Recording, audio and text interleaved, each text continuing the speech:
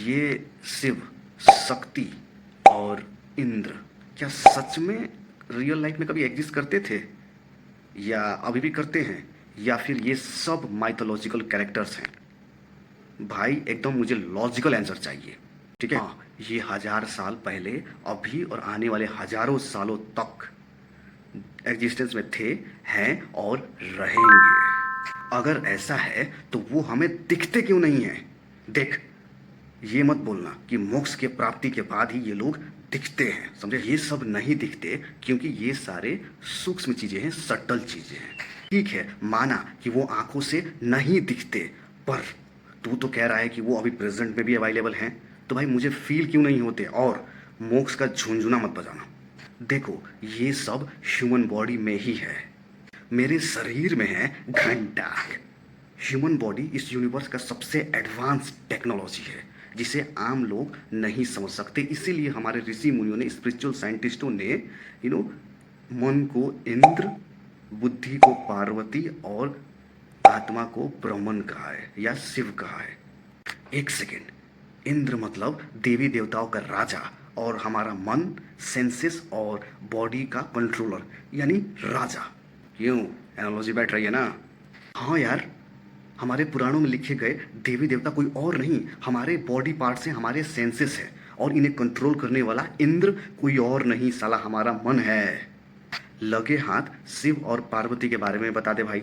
इंद्र है देवी देवताओं का राजा, और शिव को हम कहते हैं देवों के देव, महादेव। जैसे इंद्र का पावर और एग्जिस्टेंस शिव से है, वैसे ही हमारा माइंड का पावर, हमारे कॉन्शियसनेस आत्मा से है। इसीलिए आत्मा को शिव कहते हैं, राइट? राइट, अहम ब्रह्मास्मि, मैं शिव हूँ। अब ये पार्वती क्या है?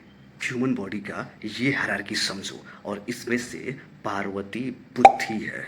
कैसे? देखो, माइंड के साथ तो सबसे बड़ी दिक्कत ये है कि वो ओरिजिनल आइडियाज जनरेट नहीं कर सकता, सिर्फ पुरानी आइडिया पे परम्यूटेशन एंड कॉम्बिनेशन लगा के डिफरेंट पॉसिबिलिटीज जनरेट करता है। भाई, ये माइंड ओरिजिनल आइडिया जनरेट क्यों नहीं कर पाता यार?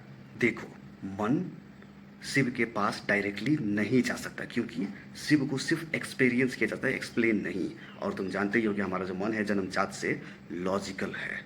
तुमने देखा होगा कि मेडिटेशन तभी भंग होती है जब उस पर थॉट्स आते, जो कि माइंड का क्रिएशन है। Real meditation equals presence of no mind, है ना?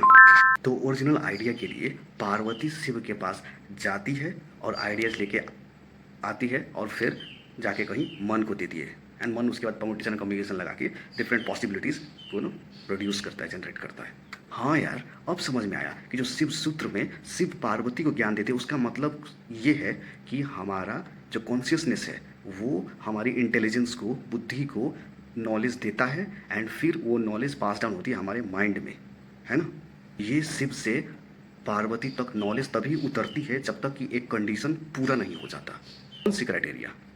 याद है मैंने ह्यूमन बॉडी का हायरार्की बताया था। देखो, और इस पे सिर्फ पार्वती और शिव पे फोकस करो। इन दोनों के बीच आता है रावण। अब ये क्या आफत है भाई, अब रावण कहाँ से टपक पड़ा यार? देखो यार, रावण का मतलब है घमंड, अहम, अहंकार।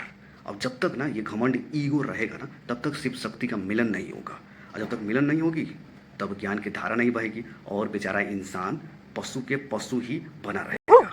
हाँ, देखा है मैंने कितने लोगों को जो अपनी झूठी शान में रहते हैं और जिंदगी में कुछ नहीं सीखते। इंडर करने से ही शिव आपके अंदर बसते, यानी वो अपना ज्ञान देते, जिससे इंसान महान बनने के साथ साथ मोक्ष प्राप्त करता है। Isn't that amazing? केसरी भाई, आज आपने मेरी आंखें खोल दी। मैं समझ गया कि सनातन कितना महान है। ये सिर्फ क्लासेस को ही नहीं, मासेस को भी इन्वॉल्व करने की ताकत रखता है। आम पब्लिक के लिए शिव, पार्वती, इंद्र भगवान है, पर ये लॉजिकली सोचने वाले चेंजी लोगों के लिए ये हमारे ह्यूमन बॉडी के सटल पार्ट्स है। So thank you so much, I love you Kesari भाई, आई लव यू टू मेरे शेर। और बाकी तुम लोग देख रहे हो, और अगर ऐसे ही कंटेंट चाहिए तो भाई कमेंट सेक्शन भर दो।